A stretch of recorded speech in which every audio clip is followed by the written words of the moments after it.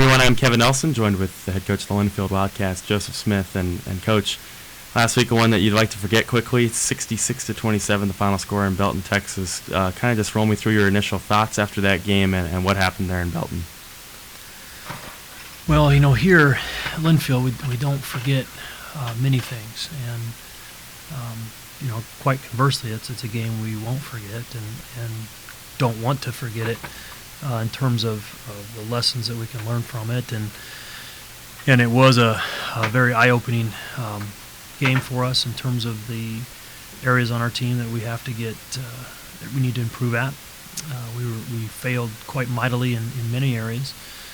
Conversely, we did some really good things, and the game was very difficult to watch unfold, and then to go back and watch it on tape as we all knew and knew at the time, and certainly afterward, that we were in position to win the football game and fully expected to, and then saw it just frustratingly kind of get away from us, and then literally the wheels fell off, and that's very unexpected and very unlike our football team. So some things that we would do differently.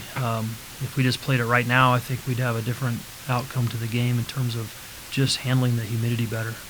We really did run out of steam. That was a gross error on my part not to account for that. We just never have experienced it, and we did run out of steam. Mm-hmm. Your team trailed by 4 points at halftime, 24-20. What was that halftime environment like, and what did you say to your guys? Well, I think we were frustrated that we weren't winning. We should have been ahead at halftime, and had not for strange unforced errors. We had so many errant snaps. Obviously the play when we lost our center, and that was a 14-point swing that I really felt changed the game mightily, and the drop punt. Just so many weird things early that really kept us from being ahead at halftime, and I think if we are, it's a whole different ball game, but it wasn't, so I don't think there was any panic. Rather, quite a bit of resolve, and okay, we'll just find a way to get this, and we got to get back in this one possession at a time and get the lead back, and of course the return, ensuing kickoff return that they had that scored a touchdown, and then the back-to-back interceptions that we had were just devastating, and certainly put us way behind, where then it was an uphill battle after that. Talk about one of the individual studs of Division III right now, Johnny Carroll. He's got 4 touchdowns through 2 games and had 2 more again against UMHB. He's been a real threat for you guys in the red zone.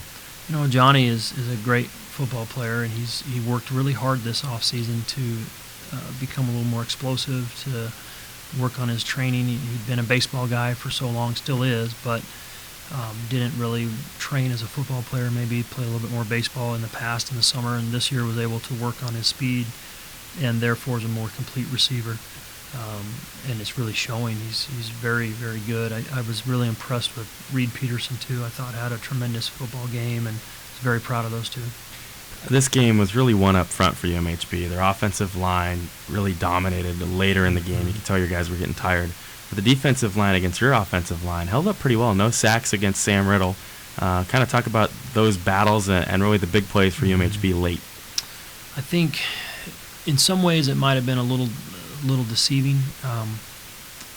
I felt like our defensive line played particularly great, and McGovern played really well, and we had a lot of run fits that really failed. We didn't fit some plays correctly, and of course we got pushed around a little bit. So you're right in many ways. We finally did lose the battle up front with our D-line at the end, but our offensive line did not play well, and we all know that, and it may have appeared that they did, but they didn't, and it really hurt us, becoming one-dimensional down the stretch where we had to throw and allowed that tremendous pass rush to get going. So while they didn't get sacks, there was just constant harassment, constant pocket deterioration, which led to interceptions, led to bad faulty throws. So we lost up front, and that's something that I really feel like, we're a young team in some places, and it's week 2, and we played what very well may be a top 1 to 3 team in the country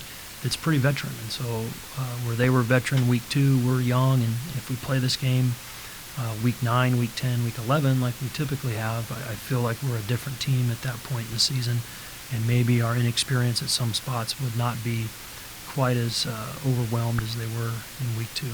I don't mean to make up any excuses for a loss like this, but the heat, this environment, the craziness of this game, all the hype leading up to it, there's a lot going against you guys this weekend. No, there was. The heat was, again, something that I'll never underestimate. It wasn't the heat. It was not the heat. It was the humidity.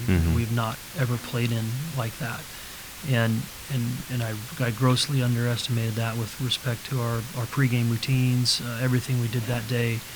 And we cramped at so many positions so much, and the opening 14-play drive they had. That was a huge factor in the game in terms of zapping our defense for quite some time. They handled it better. They rotated more frequently early. They just had played in it, knew what they were getting into. We did not. So that's a factor that has to be accounted for. You get a much-needed week off now, the bye week, and then going into Lewis and Clark.